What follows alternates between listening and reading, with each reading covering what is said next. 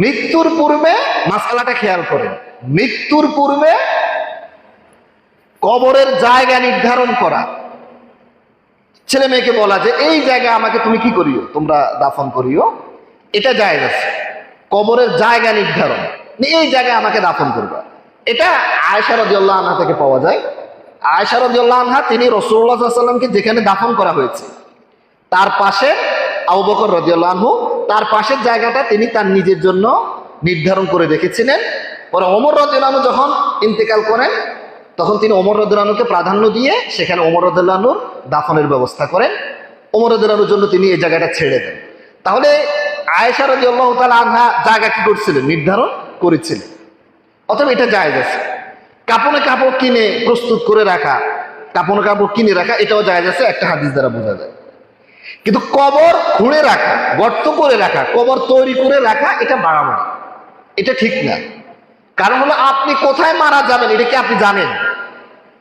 এবং এটা সাহাবীদের থেকে তেমন কোনো আমল পাওয়া যায় না।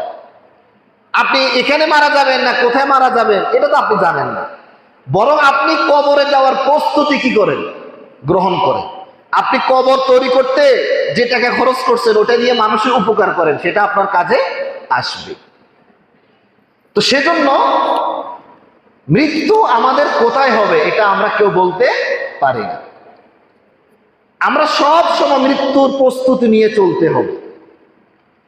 আপনি পৃথিবীর যেখানেই থাকেন, আপনি যদি কঠিন দুর্গে প্রাসাদে থাকেন, আবদ্ধ স্বর্ণরৌপ্য অথবা লোহার তৈরি অনেক দামি জিনিসের তৈরি আবদ্ধ কোনো ঘরে আপনি যদি থাকেন, সেখানেও মৃত্যু আসবে। আপনি যদি দুর্গে থাকেন, সেখানেও মৃত্যু আপনার কাছে আসবে। আল্লাহ তাআলা কোরআনে বলেছেন, আইনামা তাকুনু ইউদরিকুমুল মাউত ওয়ালাউ কুনতুম ফি বুরুজিন মুশাইয়াদা। তোমরা যেখানেই থাকো না কেন তোমাদেরকে মৃত্যু ধরবেই, পাকড়াও করবেই, যদিও তোমরা থাকো ফি বুরুজিন মুশাইয়াদা। বুরুজ হলো 12 জনের বহু বচন, বুরজুন। ওই যে কোন দেশে বুর্জ খলিফা আছে না একটা, এই বুর্জ মানে কি? বুর্জ মানে টাওয়ার, দুর্গ, প্রাসাদ। এখানে দুর্গ অর্থে যদি তুমি সুদৃঢ় দুর্গের মধ্যেও থাকো, সেখানেও মৃত্যু তোমাকে কি করবে? ধরবে, পাকড়াও করবে। মৃত্যু থেকে বাঁচার কোনো সুযোগ আমাদের নেই।